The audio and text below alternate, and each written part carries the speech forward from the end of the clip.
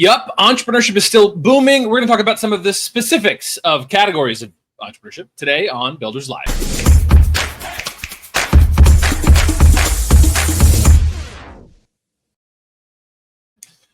Hey, I'm Chris Wink. I'm the co-founder and CEO of Technically, the news organization with a community of technologists and entrepreneurs. I know if you watch this, if you listen to this, if you read this, you're well aware that we at Technically have been obsessed with the 5-year running boom in rates of entrepreneurship.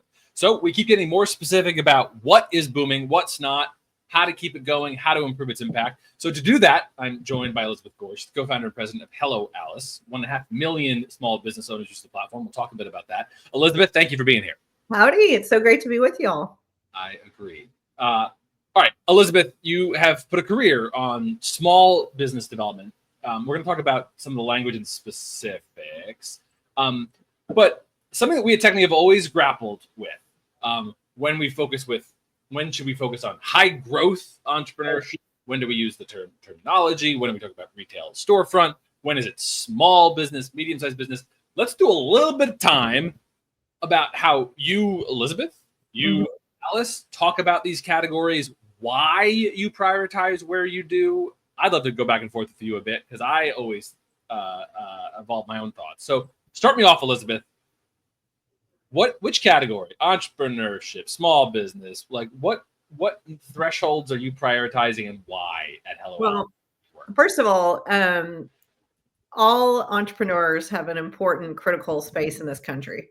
And I'm a fintech high growth entrepreneur. Our company is. However, we serve Main Street. We serve the classic American small business. And we, out of our 1.6 million small businesses, the vast majority of them have less than 20 employees. And I think what's important is that 99% of businesses in this country are considered, quote, small. And they're also the most important job creators in this country, which is a misperception that the big corporations are, when in fact it's your coffee shops, your dry cleaners, your construction companies, your local grocers are really the biggest employers. So I feel I've always annoyed me that whether it's the SBA's qualification or the way we look at businesses, when folks say small and medium, and they're 5,000, 10,000 employees, those have critical space in our country. They're very important. However, the thread, the beating heart, your accountant, your childcare, even your local doctor are very small businesses. And so I think the way we fund small business should be different. The policies, the taxes, the tariffs, the way they're permitted. I think that we should just really delineate what is small and ensure that they are supported. I'm trying to pull up a chart we technically use a bunch, and I don't have it quite up yet, but so there's a bunch in there that I think is actually relevant. And okay. if you know anything, if you'll come to know anything about me, Elizabeth, you'll know that in 16 years of reporting, I've gotten increasingly crazier by going narrower and narrower and narrower on this language. I actually, the more older I get, I feel like I know less and less and less. So, this might fit perfectly together. That's right. We're good teamwork. But no, because you before we went live, you called out that we probably, because we have had this entrepreneurship boom, we've watched the policymaking conversation get more serious, which is good and makes sense. This was in decline in some sense for decades. So I remember in the 2010s, it was a hard bill to say, why are we caring about this if it's declining? Yeah. Now it's changed. And now it's a different conversation. But that category of entrepreneurship, we both want to be very big umbrella, but these mean a lot of different things. When we talk about most jobs, it's heavily skewed by non-employer firms. There's a lot of those, right? One-off LLC, and that ranges by income levels. It's the lawyer who is a one-off employer, but it's the barber and it's the cleaning lady and everywhere in between on the non-employer firms. Mm-hmm. So sometimes in the data, we sometimes knock out the sole proprietors. Maybe we shouldn't, but that sometimes shows up. Is that how do you think? You mentioned classic Americana, which I think codes as storefronts. Mm-hmm. If that's the case, why? Why is that the kind of small business focus that Hello Alice dives into? What lights you up about that? Well, let me push back on one thing. I don't just mean brick and mortar. So the amount of digital companies now that are doing incredible work that don't have storefronts, are in that important area as well.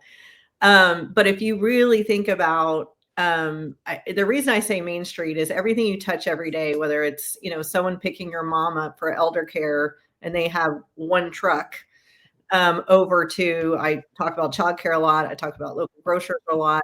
So these are the folks that tend to get impacted the most when policies are put in place for larger businesses. And so right now, I mean, we are fielding just so many concerns and questions on tariffs. Yeah. The amount of businesses that are small that cannot absorb those very immediate costs at 20, 50, 65%, some of these, that, to me, there should be a delineation there on those types of businesses. I actually really believe in the sole proprietor as well. I think that you're going to see more and more of those come about. And with direct services, particularly with AI and the ability that you don't have to hire as many people, frankly, anymore. So I do think they should be in that group. But I do think this delineation is important. And I will tell you where this delineation did work. Now, there were definitely some areas where, there was folks cheating or it didn't work. Was during COVID, small business grants, PPP, EIDL, different areas really impacting smaller businesses. That I think was, while it wasn't perfect, it was a system that was quickly put into place for these types of businesses. And so if we look at right now, for example, if we had companies that were under a certain hiring threshold and income threshold, and maybe they could get, breaks on specific tariffs, whether that's tax breaks or they get small business grants, that's the way I think we should be looking at these things. And it's exciting times. I mean, as there's so many small businesses opening in America right now. Some of those are very resilient business owners who had to close during COVID. Now they're reopening with, they're smarter about their cash flow. They're going to be smarter about the amount of receipts in the bank. And now with the use of AI, our software capability, better broadband in this country, it will be cheaper to start a business. So I think this trend is going to keep going up. So we need to do better in defining what small, medium, high growth businesses are. So, all right, I'll take you up on that. What are some of those working definitions that you like? You mentioned, the 500 employee threshold that was classically used in SBA stuff, too high. What is that? And is employee count the metric you to break? What is it? Revenue? I'm certainly not a finance or economist expert, but I do think there is an interesting debate between, is it revenue or is it the amount of employees you hire? Mm-hmm. And the reason I say that should be a healthy debate is now with, again, I'm just going to keep beating up on, in a good way, on AI, there's going to be higher revenue, lower employee count than we've ever seen because of the ability to digitize so many roles. When you start hiring folks, so let's talk about things that AI is not going to replace: restaurants, any service industries, construction, agriculture, and the amount of aches and pains that go with hiring an individual until you're at a certain threshold. I mean, to me, that is where we need to start really understanding and defining taxes and HR and healthcare and regulation and permitting. And, you're also, by the way, the city, states, and feds will sometimes have different definitions of what those are, which is tough on a business. And then now with a remote workforce, you have folks hiring people in different states, and every state is going to have its different laws, employment laws based on the size of your company. So I just think we could clean this up. And I frankly, whether it's SBA or Commerce or Treasury, I think it could be cleaned up pretty quick. I hope. What do you think about like revenue per employee as a kind of metric? That's interesting. Revenue per employee versus for the whole company. I think that would be really interesting. I still think we are catching up with this kind of next wave of tech boom. And so I think as long as we can iterate and change that year over year right now. But look, we're basing all of this on definitions that were some of them 100 years ago. And the world has changed, companies have changed, tech has changed, and that's why I think we need to take a hard look at this. Well, and it's right here. We're starting it, Elizabeth. We're starting that. And because I push on this because, in 16 years of reporting myself, but in Technically Zone coverage, we've kind of confronted. What'd you say? You start when you're 4 years old? Exactly right. I like those names, Chris, by the way. Thank you very much. There's a lot of connotation and emotion that comes with these different words. I get really obsessed with how they pull differently. So small business pulls really well. Americans like this kind of idea. You mentioned earlier where most employees where most Americans are employed. That changes a lot by how much we include the sole proprietorships or not. That's one of the biggest swings of how you want to change that number to go. But entrepreneur gets different polling than small business, and it's changed over time, especially as we've watched the kind of classic kind of Silicon Valley story of the tech startup founder that grows real big, still coded as an entrepreneur. That's changed how Americans poll and respond to the word entrepreneur. And so we talk a lot about internally. Does something change? Like is Mark Zuckerberg still an entrepreneur in that way? Like, how much do you want to say, well, at some point you just become a CEO of a large company? That's not a good, bad, or other thing. It's just a different category than I what we're talking about. have strong opinions about this. So a couple of things. One is all the polling shows that small businesses are the most trusted group in America across above teachers, firemen, anything. And I think the way still the classic definition of a small business owner that we all foresee in this country are, again, the folks who you're shaking their hand every day on your basic services. Entrepreneur as a term, I think, is an individual who has built a company on their own from scratch. I mean, that's just, to me, the classic definition of entrepreneur. Where I think things got all screwed up and many of us were left behind in this perception is the big, inflation of valuations and venture capital and blitzscaling and all that craziness. And, you see this perception in the, I would say 2000s till now, of the unicorn types, right? Like, I'm going to build out of my basement, out of my dorm room, out of this, out of that, which is like the classic white male archetype who came out of an Ivy League school or they dropped out. And part of the problem with that is I think that just sat in its own bubble and juiced itself for so long. And suddenly these valuations were crazy. I mean, we benefited from that for a while. So fintech, early internet, all of us, I think it was just crazy. And that is starting to right size again. And I just don't think you're going to see these high growth, insane valuations. I think dollars and cents are going to come back. True balance sheets are going to come back. True, ARR is going to come back. And the reason I like that is not everyone got to participate in that bubble, right? I mean, only 2% of women were getting venture capital, much less if you were a person of color. US veterans were left out of that mix. Big geographies were left out of that mix. And so I do think the whole notion of being an entrepreneur in that set is going away. And that folks are going to be investing in companies that the high growth that have true, strong P&L is my opinion.